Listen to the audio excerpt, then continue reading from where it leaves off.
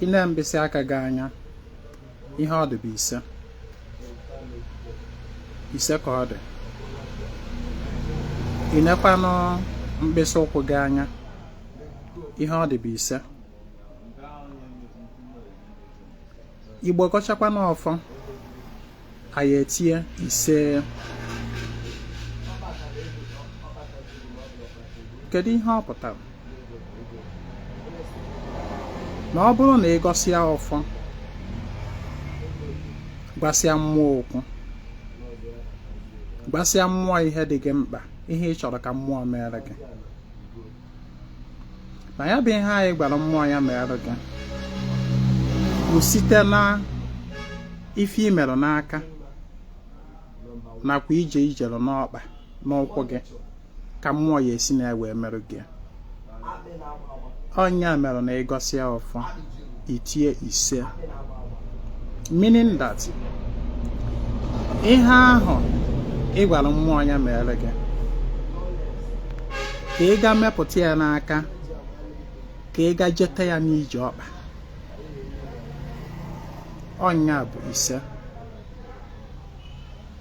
Ya bụ na originally ọdịnanị Igbo, omenala Igbo akwadoghị laziness,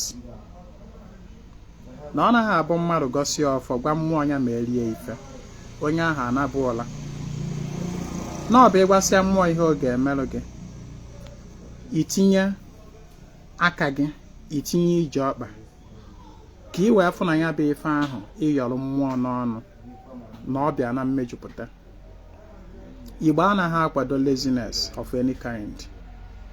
Igbo asịrọ na ka ị na-eme ife mmụọ, na mmụọ ga na-emeziri gị ihe niile, na ọ bụ mmụọ ga na-echeru gị echiche, na ọ bụ mmụọ ga na-emerụ gị ihe n'aka, na mmụọ ga na-ejeziri gị ije. Mba, na ọ bụ ngịnwa ga-esite na the works of your hands and the step of your feet wee mee ka ya bụ ihe anyị yọrọ mmụọ ka ọ pụta ife. Mana tata kedu ihe na-eme? Ofeke ga-agọcha ọfọ, chụcha aja, tie ise, ọgbala afa, gbasa ọrụ ọlụlụ, gbasa aja ọ chụrụ, gbasa ọfọ ọgọrọ, ka ọ mara ma ọfọ ọgọrọ ọ gara aga, ka ọ mara na aja ọ chụrụ ọ gara aga. The only way you esi wee confirm ma aja ịchụrụ ọ gara aga ma ọ bụ na ọ gaghị bụ gịnị?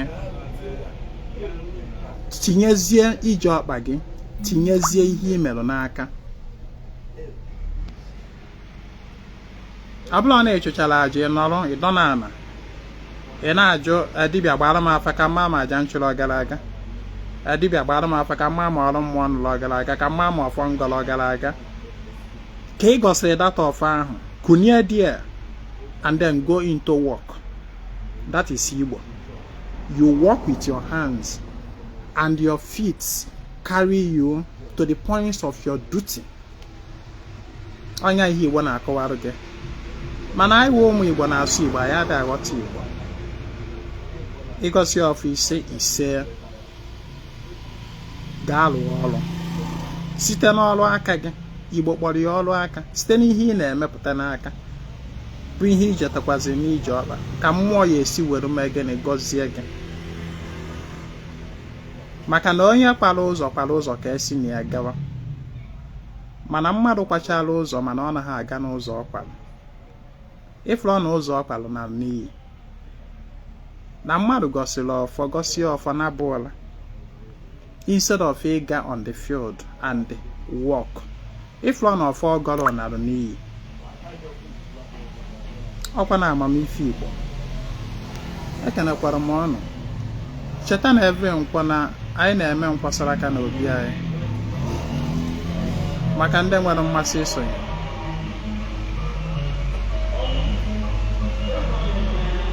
Every month anyị na-eme ihe anyị na-akpọ monthly rituals. Ritual for the month of May ka na-abịa n'ọdịnihu. If you want to be part of it, you chat me on WhatsApp 08032477868. Nkwasara aka goes on every nkwọ. Ekenekwara m ọnụ. My name is Ezinwa Anaedo.